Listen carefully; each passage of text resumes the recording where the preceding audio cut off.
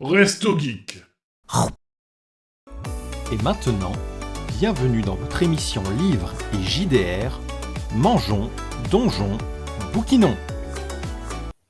Ça marche. Niveau actu, du coup, on vous propose de découvrir ou redécouvrir, pour ceux qui connaissent déjà, 4 salons ou festivals qui sont à venir dans nos 3 mois à venir, qu'on vous conseille grandement, parce qu'ils ont l'air tous très intéressants, dont un premier qui démarre demain et se termine dimanche, qui en plus est gratuit, qui est le Salon du livre et de la presse jeunesse, qui se déroule à Montreuil, et c'est la 40e édition.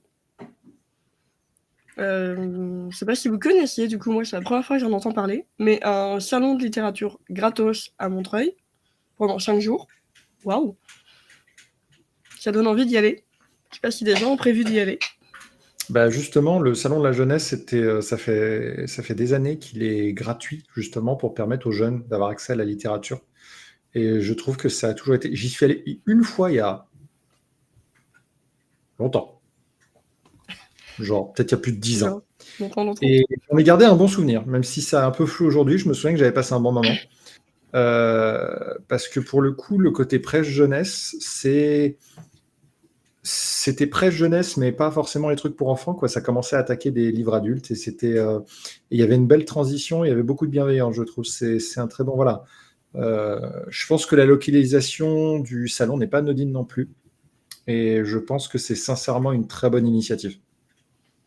Yes, clairement de ce que j'ai vu, c'est gratuit, il y a l'air d'avoir plein de maisons d'édition, plein de bouquins, plein d'ateliers aussi pour découvrir un peu l'envers du décor.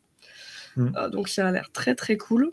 J'en profite pour dire coucou à ceux qui sont arrivés dans le chat, et comme dit Amélie, c'est vrai qu'il est pas mal connu aussi pour la partie young adulte. Comme tu disais ce matin, la fin de la jeunesse avec le début de l'adulte, justement pour essayer de continuer à lire dans cette période-là. Je me souviens qu'il y avait des ateliers d'écriture et notamment que c'était là-bas que j'avais découvert vraiment un peu la transition entre qu'il y avait pas que les livres adultes qu'on nous montrait à l'école, il n'y avait pas que la littérature classique où on se fait un peu chier à lire Don Quichotte aujourd'hui quand même. Don Quichotte, c'est très bien, hein, ne me faites pas dire ce que je n'ai pas dit, mais la littérature a évolué. Oui. Et du coup, ça reste quelque chose qui est vraiment très ancré dans l'époque d'aujourd'hui. Donc voilà, je pense que si j'y retournais aujourd'hui, je ne reconnaîtrais pas du tout parce qu'il doit y avoir peut-être le début de la new romance, peut-être pour adolescentes, peut-être de la romantésie, etc. Des choses qui n'étaient pas représentées il y a peut-être même 5 ans. Donc moi, je trouve que voilà. D'ailleurs, je regrette d'avoir appris la nouvelle un peu si tard, sinon j'aurais peut-être essayé d'y aller quand même. Ouais, je me disais aussi, j'y serais bien allée, mais j'aurais bien voulu y aller genre un jeudi ou un vendredi, mais en travaillant, ça va être compliqué. Ouais, c'est compliqué. Donc peut-être pour l'année prochaine, du coup. À moins que en dernière minute, samedi ou dimanche, je me dise allez go, j'y vais. Mais ouais, et par contre, 40e année, franchement, je pensais pas qu'il était là depuis aussi longtemps. Ouais. Mais pas autant que l'événement d'après. C'est ça. Si on continue sur l'événement d'après, lui, il a 52 ans. C'est la 52e édition l'année prochaine pour le festival de la BD d'Angoulême. Ça, je suppose que tout le monde connaît, tout le monde en a entendu parler et tout le monde rêve d'y aller un jour. Ah putain. Quand on aime la BD ou le graphique. Rien que quand on voit les images, ça me fait bader, hein, franchement. Clairement, ça donne envie.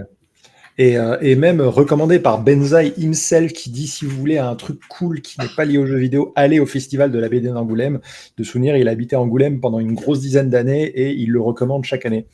Donc voilà, c'est un excellent, enfin ce qui paraît, c'est un des meilleurs festivals de BD d'Europe, je crois même carrément, ça atteint ce niveau-là. Il est même reconnu mondialement, je crois.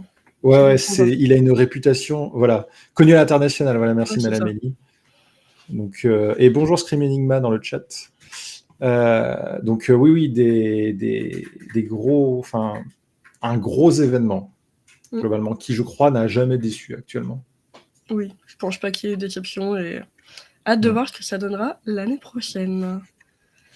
Si on continue, on a aussi début février le festival Yggdrasil, plutôt orienté geek du coup, mais avec toute une partie roman, plutôt du coup fantasy science-fiction et manga, BD bien sûr, qui se déroule à Lyon si je me trompe pas dans ma mémoire, si je me rappelle l'affiche. et qui donne très envie aussi. L'affiche je crois que j'ai vu un Tardis sur l'affiche déjà, j'ai fait OK, ça donne envie. Mais autre festival du coup bien sympa. Et on en a un dernier fin février, les 21, 22, 23. Côté Marseille, du coup, la Japan Expo Sud. Donc là, plutôt axé manga pour ceux qui ont envie d'en découvrir plein sur les stands. Ouais, surtout manga, hein, parce que bon, la Japan Ouais. Expo aujourd'hui, je sais pas, ça fait vraiment des années que j'y suis pas allé, je commence à devenir vraiment un vieux con. Mais du coup, il y avait vraiment beaucoup de mangas. Par contre, il y a toujours, si je dis pas de bêtises, un carré livre qui contient pas forcément que des mangas, il y en a beaucoup, mais de souvenirs, il y a aussi tout ce qui est roman lié à la pop culture et à la culture japonaise, etc. Donc c'est quand même C'est déjà ça. pas trop mal. Et Et quelques j'espère que light ça n'a pas novel perdu en aussi. place. Ah bon, ça, c'est toujours bien. C'est ça. Toujours bien. Enfin, voilà, même si c'est pas ma littérature, du moment que ça intéresse des gens, c'est que c'est bien. Ouais. Et ouais, il y a plusieurs Japan Expo. Il n'y a pas que Paris au final. Il y en a une à Sans Marseille. déconner. Oui.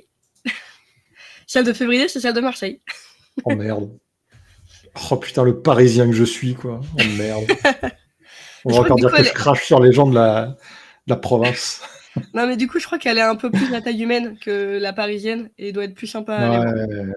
Bah, en toute honnêteté, voilà, bon, le Resto Geek le sait, enfin les gens de Resto Geek le sait, pour les gens du chat qui ne savent pas, je vends et survends le Bordeaux Geek Festival, qui est franchement un des festivals geeks que j'ai le plus kiffé de ma life. Justement pour ce fait, il était à taille humaine. C'était quand même grand, c'était un énorme hangar. Imaginez imaginez une seule des parties de la Japan Expo, mais sur lequel on n'était pas tous serrés. Il y avait suffisamment de place pour aller discuter avec les gens. Il y avait une partie jeux vidéo indépendants, il y avait pas mal de bouquins, il y avait aussi les expos, et du coup j'ai rencontré la Link the Sun que je suis depuis des années, j'étais vraiment super content.